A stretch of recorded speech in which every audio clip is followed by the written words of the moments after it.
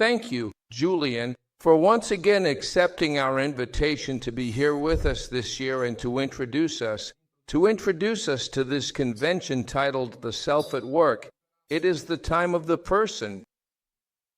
These are tough, dramatic, even harsh times, I would dare say, within us, among us, and throughout the whole world. There's no need to mention all the news stories that everyone already knows.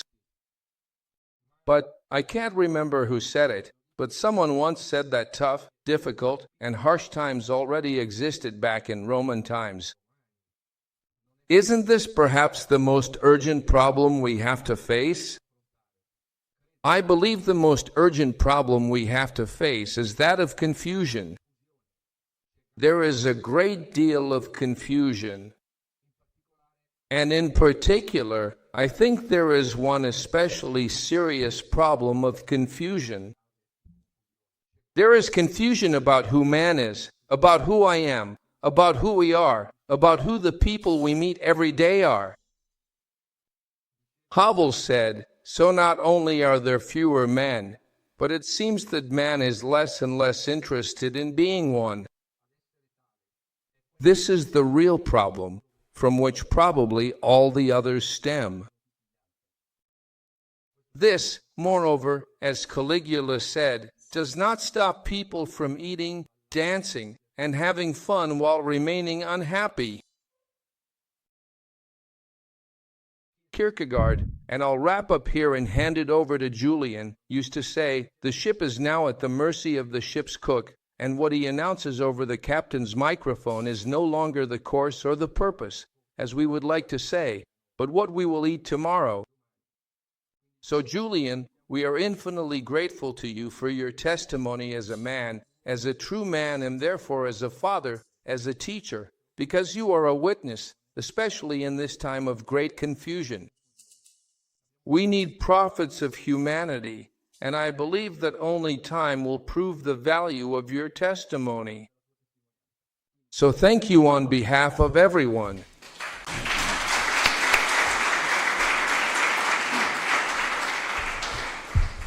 Thank you very much for inviting me once again to share in this significant opening moment, which truly sets the essential tone for this brand new year, a year in which we will undoubtedly have to return to thoughtfully facing, in order to profoundly help us understand the very profound and complex drama of our own selves and our existence.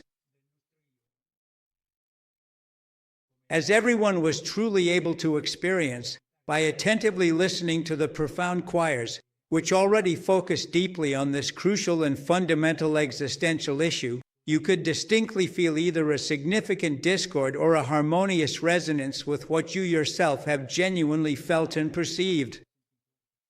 So, right from the very first moment, we are immersed in what we want to do today and throughout this year.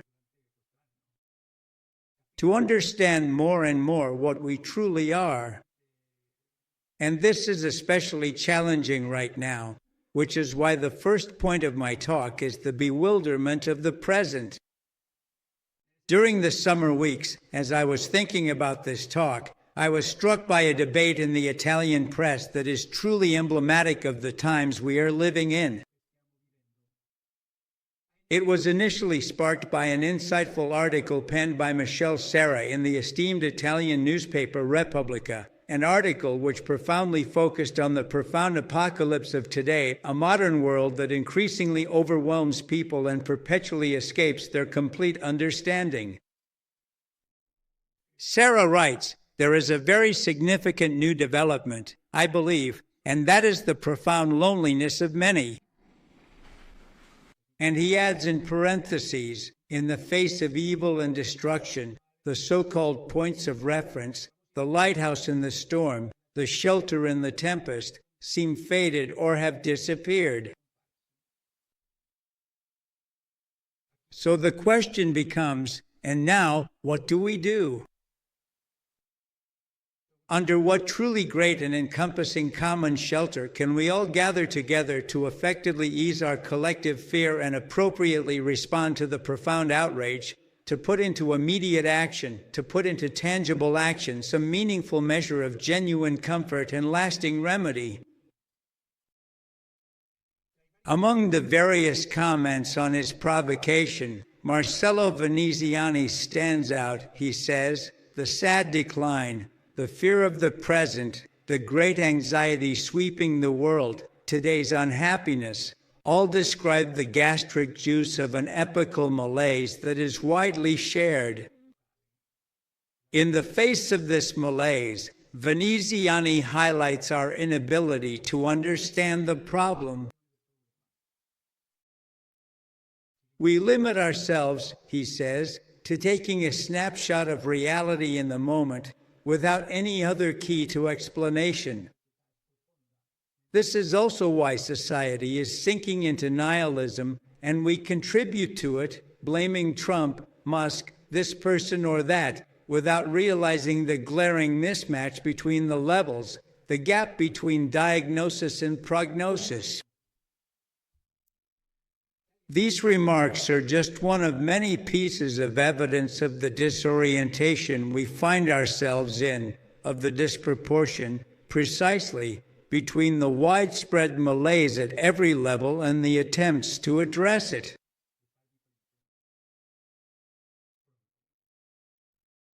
Because even before any definitive answer, what truly escapes our complete understanding is the very fundamental nature of the complex problem itself.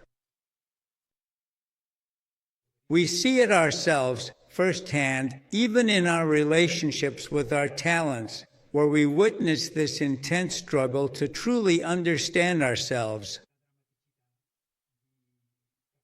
In this regard, the summary offered by this statement from Benedict XVI and Caritas in Veritate is enlightening.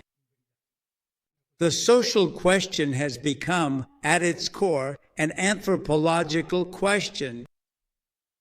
In describing the claim of the absolutism of technology, which believes it has unveiled every mystery and reached the root of life, Benedict spoke of a world that, paradoxically, no longer recognizes what is human and doesn't even touch upon the problem of man if what reveals man to himself is missing.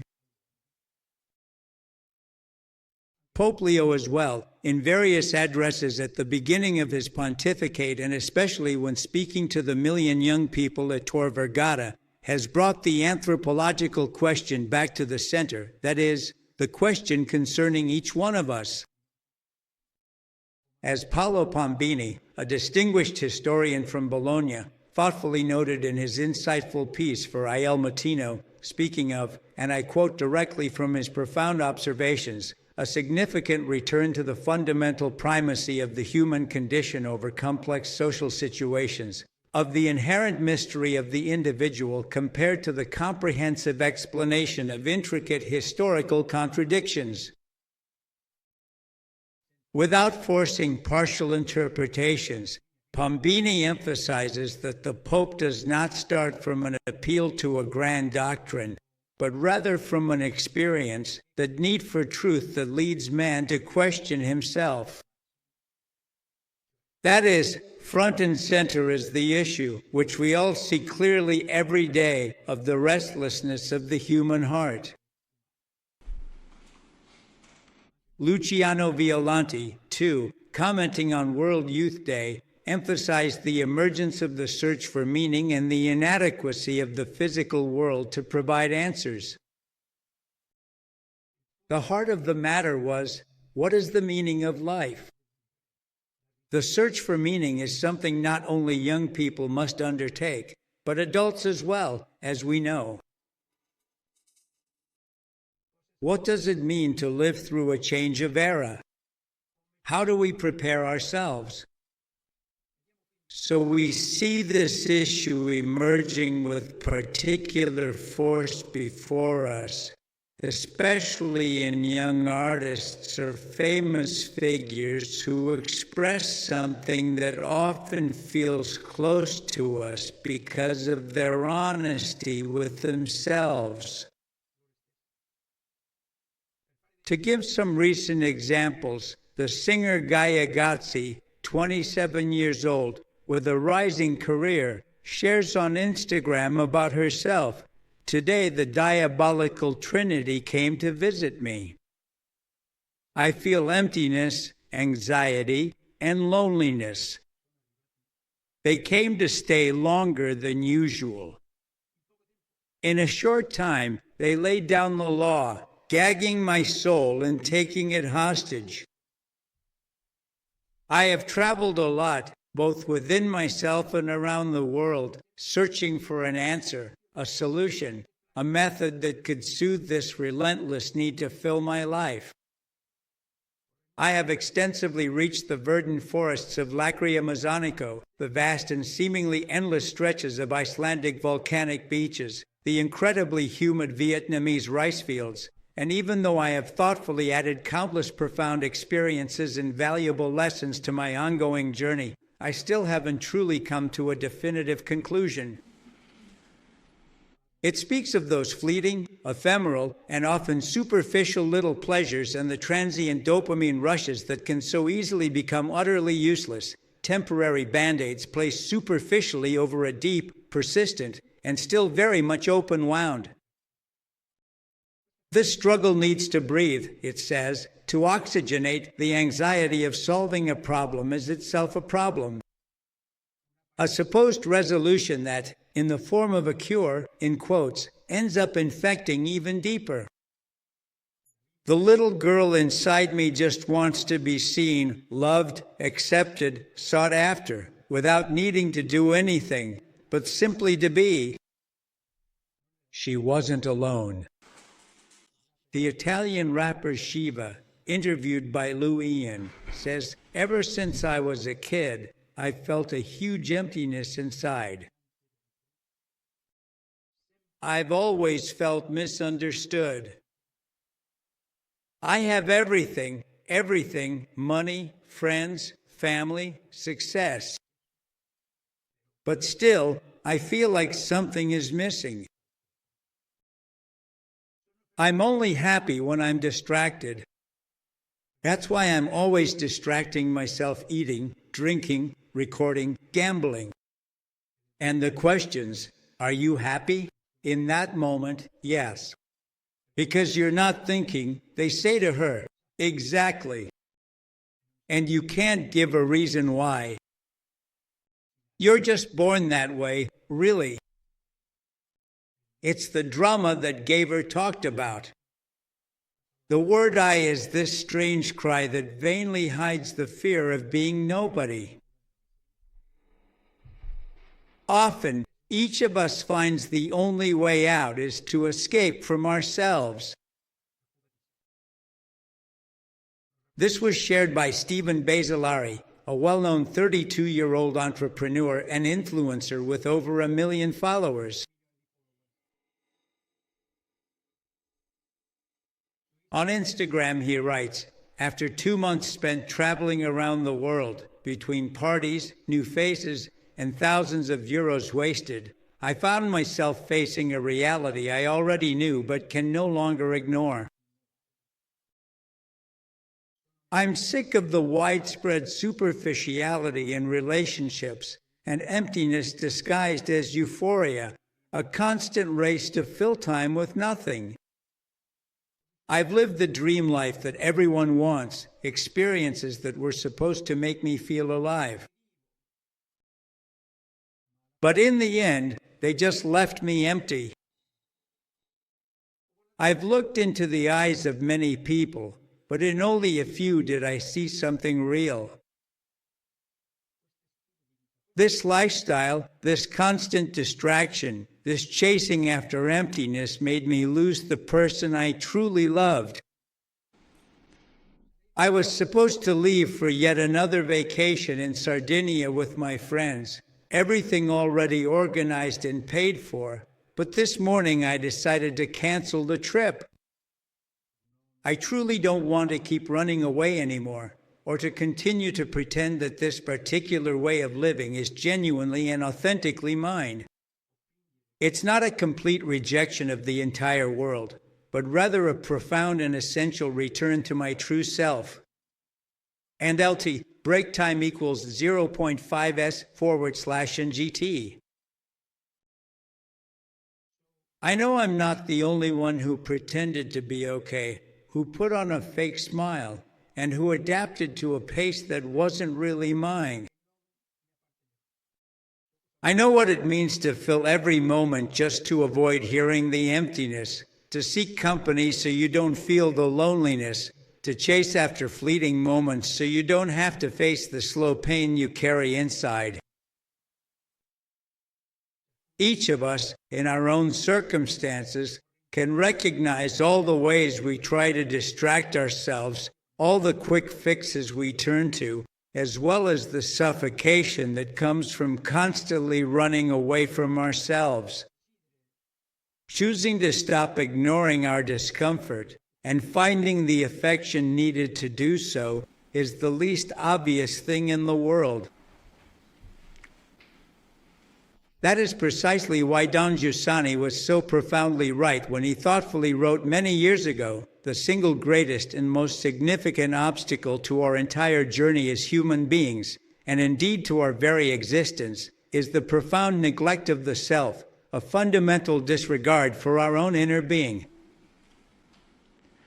So, the first step in a human journey is the opposite of this neglect, that is, taking an interest in your own self, in your own person.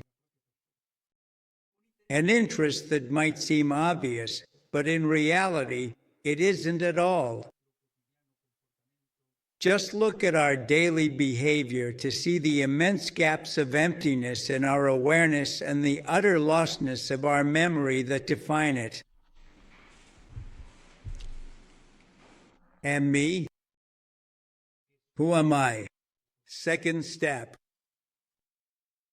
So, what does the experience we have and that we see in these people who share their stories tell us? It's simple.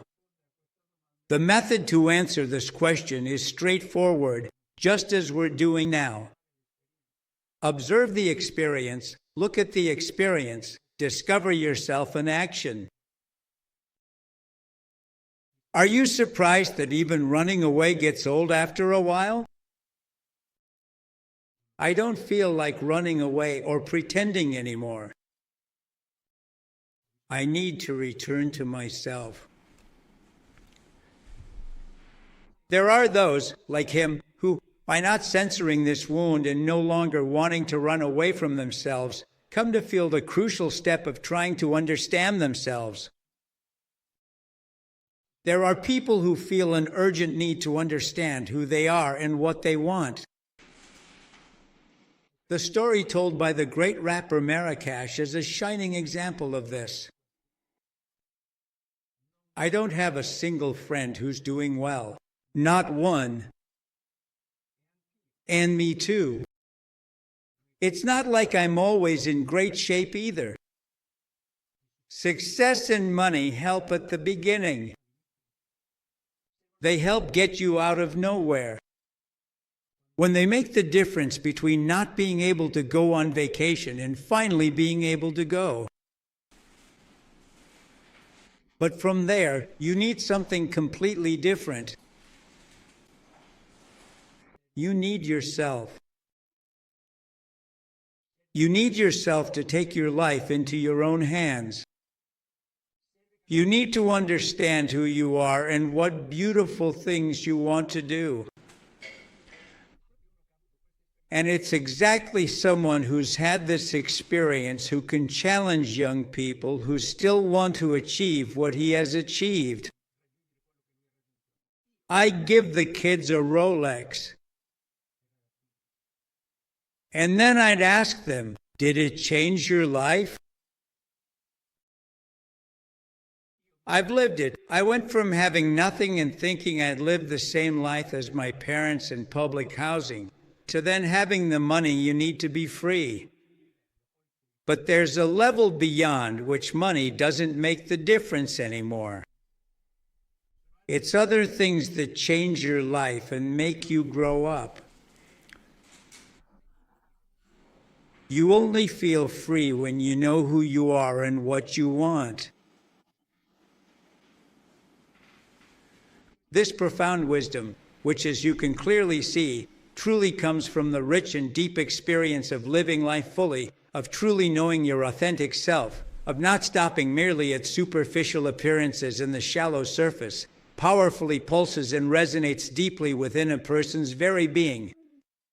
As one of our valued members thoughtfully wrote, reflecting on the collaborative and impactful work we diligently did together throughout the past year, she eloquently described, during this entire year, my very first and incredibly insightful journey with the Religious Center has profoundly helped me to discover and uncover those precious parts of myself that often tend to stay hidden in the background amid the constant rush and relentless demands of everyday life.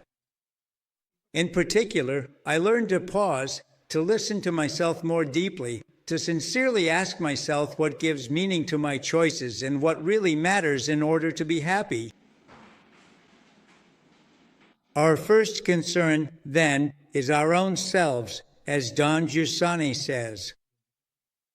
Our primary concern is that the human subject, which is each one of us, is formed, and therefore that my human subject understands what it is and is aware of itself. In fact, it is what lies at the root of all my actions, of everything we do. But what drives a person from within their own experience to want to understand what is going on in this dramatic situation they find themselves in, and from which running away is of no use? And so they return to themselves, as we have seen. What still remains healthy, in quotes, within a person that allows them to wait? Third step, waiting. In a unique way, Giussani described this factor that remains intact in a person despite everything. As we can see, not only when he said it, but even more so now that things have gotten even more complicated. In today's world, so empty of presence, where people are so lonely, in a world where people are therefore so alone and thus so easily swayed, in a world where people are so imprisoned by anyone who, in any way, appears stronger than them in this world, deep down, the expectation of salvation remains intact, whatever word we use for it, the longing to truly be ourselves. And this is experienced to the extent that, in a person, a certain dignity remains, a certain originality remains, a certain compassion remains. Because whatever we may think about the truth, it is inseparable from the expectation that, as Adorno said, the real image of salvation will emerge. Because the current situation in which we presently live truly leaves, emotionally, the profound melancholic ambiguity of human experience entirely intact within people's very beings. There is a profound melancholy that resides deep inside each of us, as we clearly see reflected in all these insightful authors, these fellow intellectual travelers we've previously mentioned. Because people inherently expect from the profound truth of things, however you may ultimately conceive it, that within the very appearances of our existence, the clear and undeniable image of salvation will ultimately emerge, something truly significant that allows each of us to genuinely live with ourselves, with a deep sense of peace and acceptance, without ever having to desperately run away from who we truly are. The profound expectation that, despite all the current mess and considerable chaos, still remains absolutely unshakable is indeed the irreducible and fundamental core of humanity itself.